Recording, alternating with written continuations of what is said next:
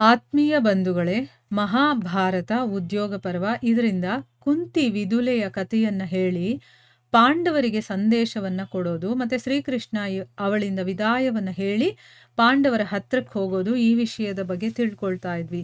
ಹೋದ ಭಾಗದಲ್ಲಿ ವಿದುಲ ತನ್ನ ಮಗನಿಗೆ ಕ್ಷತ್ರಿಯರು ಹೇಗಿರ್ತಾರೆ, ಮತ್ತೆ ಉತ್ತಮ ಪುರುಷರು ಕ್ಷತ್ರಿಯ ಕುಲದಲ್ಲಿ ಹುಟ್ಟಿರೋರು ಹೇಗಿರ್ತಾರೆ, ಅವರು ಹೇಗೆ ನಡ್ಕೊಳ್ತಾರೆ, ಎಲ್ಲದರ ಬಗ್ಗೆನೂ ಕೂಡ ತುಂಬಾ ಹೊತ್ತು ಬುದ್ಧಿವಾದವನ್ನ ತನ್ನ ಮಗನಿಗೆ ಹೇಳಿ, ನೀನು ಯುದ್ಧ ಮಾಡಬೇಕು, ಈ ರೀತಿ ಕೂತ್ಕೊಳ್ಳೋದಲ್ಲ, ಈ ರೀತಿ ಬದುಕಿರೋದಕ್ಕಿಂತ ಸಾಯೋದೇ ಮೇಲಲ್ವಾ, ಆ ರೀತಿ ಎಲ್ಲ ಹೇಳ್ತಾ ಇದ್ದಾಳೆ.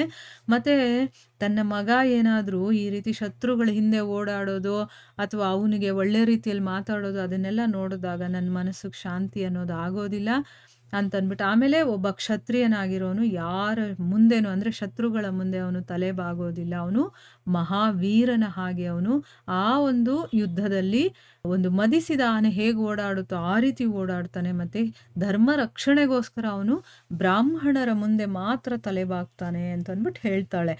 ಆಗ ಮಗ ಹೇಳ್ತಾನೆ, ಅಮ್ಮ ನೀನು ವೀರರ ಹಾಗೆ ಬುದ್ಧಿವಂತಳು, ಆದರೆ ಬಹಳ ನಿಷ್ಠುರ ಮತ್ತೆ ಕೋಪಿಸ್ಕೊಳ್ಳೋ ಅಂಥವಳು. ನೀನೇನೋ ವೀರರ ಹಾಗೆ ಬುದ್ಧಿವಂತಳು ನಿಜ, ಅದನ್ನ ನಾನು ಒಪ್ಕೊಳ್ತೀನಿ, ಆದರೆ ನಿನಗೆ ಮೃದುವಾದಂತಹ ಒಂದು ಹೃದಯ ಇಲ್ಲ, ನೀನು ನಿಷ್ಠುರವಾಗಿರುವಂಥವಳು, ಕಠೋರವಾಗಿರುವಂಥವಳು, ಮತ್ತೆ ತುಂಬ ಕೋಪಿಸ್ಕೊಳ್ಳೋ ಅಂಥವಳು ನೀನು. ನಿನ್ನ ಹೃದಯ ಕಬ್ಬಿಣದಿಂದಾನೇ ಮಾಡಿರೋ ಹಾಗಿದೆ. ಅಯ್ಯೋ, ಕ್ಷತ್ರಿಯ ಧರ್ಮ ಬಹಳ ಕಷ್ಟಪ್ಪ. ಈ ಕಾರಣದಿಂದ ಸ್ವತಃ ನೀನೇ ಬೇರೆಯವರ ತಾಯಿ ಹಾಗೆ ಮತ್ತೆ ಬೇರೆಯವರಿಗೆ ಹೇಳ್ತಾ ಇರೋ ಹಾಗೆ ನೀನು ಯುದ್ಧಕ್ಕೋಸ್ಕರ ನನ್ನನ್ನು ಉತ್ತೇಜಿಸ್ತಾ ಇದೆಯಾ. ಅಂದರೆ ಕ್ಷತ್ರಿಯ ಧರ್ಮ ಅನ್ನೋದು ತುಂಬ ಕಷ್ಟ, ಅದಕ್ಕೋಸ್ಕರನೇ ನೀನು ನನಗೆ ಬೇರೆಯವ್ರ ತಾಯಿ ಏನೋ, ನನ್ನ ತಾಯಿ ಎಲ್ಲ ಹೇಳ್ತಾ ಇರೋದು, ಬೇರೆಯವ್ರ ತಾಯಿ ಹೇಳ್ತಾ ಇದ್ದಾಳೇನೋ ಅಥವಾ ಬೇರೆಯವ್ರಿಗೆ ಹೇಳ್ತಾ ಇರೋ ಹಾಗೆ ನೀನು ನನಗೆ ಹೇಳ್ತಾ ಇದೆಯಲ್ಲ. ನಾನು ನಿನಗಿರೋದು ಒಬ್ಬನೇ ಮಗ, ಆದರೂ ಕೂಡ ನೀನು ನನ್ನ ಜೊತೆ ಈ ರೀತಿ ಮಾತಾಡ್ತಾ ಇದೆಯಲ್ಲ.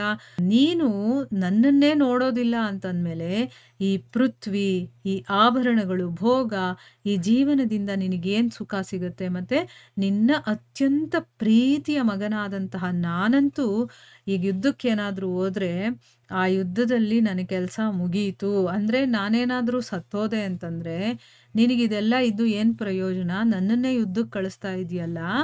ನಾನು ಯುದ್ಧದಲ್ಲಿ ಗೆಲ್ತೀನೋ ಇಲ್ವೋ ಗೊತ್ತಿಲ್ಲ, ನಾನಿರೋದೇ ನಿನಗೆ ಒಬ್ಬನೇ ಮಗ, ನನ್ನನ್ನು ಕಳಿಸ್ಬಿಟ್ಟು ನಾನೇನಾದರೂ ಸತ್ತೋದ್ರೆ ನಿನಗಿವೆಲ್ಲ ಇದ್ದು ಏನು ಪ್ರಯೋಜನ, ಏನು ಸುಖ ಸಿಗುತ್ತೆ ಅಂತಂದ್ಬಿಟ್ಟು ತಾಯಿ ಕೇಳ್ತಾ ಇದ್ದಾನೆ. ಅದಕ್ಕೆ ತಾಯಿ ಹೇಳ್ತಾಳೆ, ಸಂಜಯನೇ, ಬುದ್ಧಿವಂತರ ಎಲ್ಲ ಅವಸ್ಥೆಗಳು ಕೂಡ ಅಂದರೆ ಒಬ್ಬ ಬುದ್ಧಿವಂತ ಒಂದೊಂದು ಅವಸ್ಥೆಯನ್ನು ಮೀರ್ತಾನಲ್ವಾ, ಅಂದರೆ ಒಂದೊಂದೇ ಸ್ಟೇಜ್ಗಳು ಅವನಿಗೆ ಬರುತ್ತಲ್ಲ, ಅದೆಲ್ಲವೂ ಕೂಡ ಧರ್ಮ ಮತ್ತು ಅರ್ಥಕ್ಕೋಸ್ಕರನೇ ಇರುತ್ತೆ. ಅದರ ಮೇಲೆ ದೃಷ್ಟಿಯನ್ನು ಇಟ್ಟೇ ನಾನು ನಿನಗೆ ಯುದ್ಧಕ್ಕೋಸ್ಕರ ಉತ್ಸಾಹಿತನನ್ನಾಗಿ ಮಾಡ್ತಾ ಇದ್ದೀನಿ. ಅಂದರೆ ನೀನು ಒಬ್ಬ ಬುದ್ಧಿವಂತನಾಗಬೇಕು. ಆ ಒಂದು ಬುದ್ಧಿವಂತ ಬೇರೆ ಬೇರೆ ಒಂದು ಸ್ಥಿತಿನಲ್ಲಿ ಬೇರೆ ಬೇರೆ ಒಂದು ಸ್ಟೇಜ್ ಬರುತ್ತಲ್ಲ, ಅದು ಎಲ್ಲವೂ ಧರ್ಮ ಅರ್ಥಕ್ಕೋಸ್ಕರ. ಆ ಒಂದು ದೃಷ್ಟಿಯನ್ನು ಇಟ್ಕೊಂಡು ನಾನು ನಿನಗೆ ಯುದ್ಧಕ್ಕೆ ಹೋಗು ಅಂತ ಹೇಳ್ತಾ ಇರೋದು. ಇದು ನೀನು ಯಾವುದಾದರೂ ಒಂದು ನೋಡೋದಕ್ಕೆ ಚೆನ್ನಾಗಿರಬೇಕು, ಅಂದರೆ ಬೇರೆಯವರಿಗೆ ಪ್ರೋತ್ಸಾಹ ಇರಬೇಕು. ಒಬ್ಬ ಕ್ಷತ್ರಿಯ ಇದ್ರೆ ಇವನ್ ಥರ ಇರಬೇಕಪ್ಪ ಅಂತ ಹೇಳ್ತಾರಲ್ಲ, ಆ ಥರ ಒಂದು ದರ್ಶನೀಯವಾದಂತಹ ಕೆಲಸವನ್ನು ಮಾಡಿ ತೋರಿಸುವಂಥ ಸಮಯ ನಿನಗಿದು.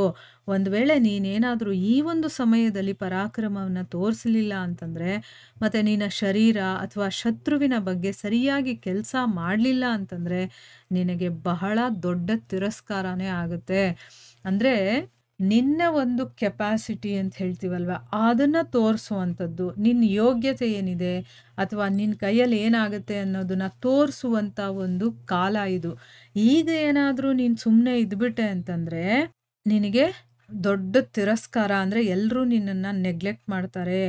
ಈ ರೀತಿ ಯಾವಾಗ ನಿನಗೆ ಅಪಯಶಸ್ಸು, ಬೇರೆಯವರು ನಿನ್ನ ಬಗ್ಗೆ ಕೇವಲವಾಗಿ ಮಾತಾಡ್ಕೊಳ್ತಾರೆ, ಈ ರೀತಿ ಅಪಯಶಸ್ಸು ಅನ್ನುವಂಥ ಸಮಯ ತಲೆ ಮೇಲೆ ಕುಣಿತಾ ಇದೆಯೋ, ಆ ಸಮಯದಲ್ಲೂ ಕೂಡ ನಾನೇನಾದರೂ ನಿನಗೇನೂ ಕೇಳಲಿಲ್ಲ ಅಂತಂದರೆ ಜನರು ನನ್ನ ಪ್ರೀತಿಯನ್ನು ಏನಂತ ತಿಳ್ಕೊಳ್ತಾರೆ ಅಂದರೆ ಕತೆ ಥರ ಪ್ರೀತಿ ಉಳ್ದು ಅಂತ ತಿಳ್ಕೊಳ್ತಾರೆ. ಅಂದರೆ ಏನು, ಮಗನಿಗೆ ಆ ಸಮಯದಲ್ಲಿ ಏನಾದರೂ ಒಂದು ತಪ್ಪು ಮಾಡ್ತಾ ಇದ್ರೆ ಅವನನ್ನು ತಿದ್ದಬೇಕು. ಅವನಿಗೆ ಸರಿಯಾದ ತಿಳುವಳಿಕೆಯನ್ನ ಹೇಳಬೇಕು. ಹಂಗೇನಾದ್ರೂ ಹೇಳಲಿಲ್ಲ ಅಂದ್ರೆ ಕತ್ತೆ ತರ ಪ್ರೀತಿ ಅಂತ ತಿಳ್ಕೊಳ್ತಾರೆ. ಮತ್ತೆ ಅದನ್ನ ಸಾಮರ್ಥ್ಯಹೀನ ಮತ್ತೆ ನಿಷ್ಕಾರಣ ಅಂತ ಹೇಳ್ತಾರೆ. ಅದಕ್ಕೋಸ್ಕರನೇ ನೀನು ಸತ್ಪುರುಷರು ನಿಂದನೆ ಮಾಡೋದು ಮತ್ತೆ ಮೂರ್ಖರಿಂದ ಸೇವಿಸಲ್ಪಡುವಂತ ಮಾರ್ಗವನ್ನ ನೀನು ಬಿಟ್ಟುಬಿಡು. ಮೂರ್ಖರು ಯಾವುದನ್ನ ತಗೊಳ್ತಾರೋ ಅದನ್ನ ನೀನು ತಗೊಂಡಿದ್ಯಾ. ಅದಕ್ಕೆ ಯಾರ ಆಶ್ರಯವನ್ನ ಪ್ರಜೆಗಳೆಲ್ಲ ತಗೊಂಡಿದಾರೋ ಅದು ಬಹಳ ದೊಡ್ಡ ಅವಿದ್ಯೆ. ನನಗಂತೂ ನೀನು ಆಗ ಮಾತ್ರ ನನಗಿಷ್ಟ ಆಗ್ತೀಯ. ಅಂದ್ರೆ ಒಂದು ಒಳ್ಳೆ ನಿರ್ಧಾರವನ್ನ ತಗೊಂಡು ನೀನು ಒಂದು ಒಳ್ಳೆ ಆಚರಣೆಯನ್ನ ಮಾಡಿ ನೀನ್ ನಡ್ಕೊಳ್ಳುವಂತ ರೀತಿ ಸತ್ಪುರುಷರ ಹಾಗಿರತ್ತಲ್ಲ, ಅದು ನನಗೆ ತುಂಬಾ ಇಷ್ಟ ಆಗುತ್ತೆ. ಅಂದ್ರೆ ಮಗ ಈಗ ಕ್ಷತ್ರಿಯನಾಗಿ ಯುದ್ಧ ಮಾಡಿ ಅವನು ಮುಂದೆ ಬರಬೇಕು. ಈಗ ಇವನನ್ನ ಏನಾದ್ರೂ ಉತ್ಸಾಹ ಬರೋ ರೀತಿ ಮಾಡ್ಲಿಲ್ಲ ಅಂತಂದ್ರೆ ಅವನು ಹಾಗೆ ಇದ್ಬಿಡ್ತಾನೆ ಅನ್ನೋ ಒಂದು ಭಯದಿಂದ ಅವಳು ಅವನಿಗೆ ಬುದ್ಧಿವಾದವನ್ನ ಹೇಳ್ತಾ ಇದ್ದಾಳೆ. ಮುಂದುವರೆದೇನಾಗುತ್ತೆ ಅಂತ ನಾವು ಮುಂದಿನ ಭಾಗದಲ್ಲಿ ತಿಳ್ಕೊಳ್ಳೋಣ. ಹರೇ ಕೃಷ್ಣ.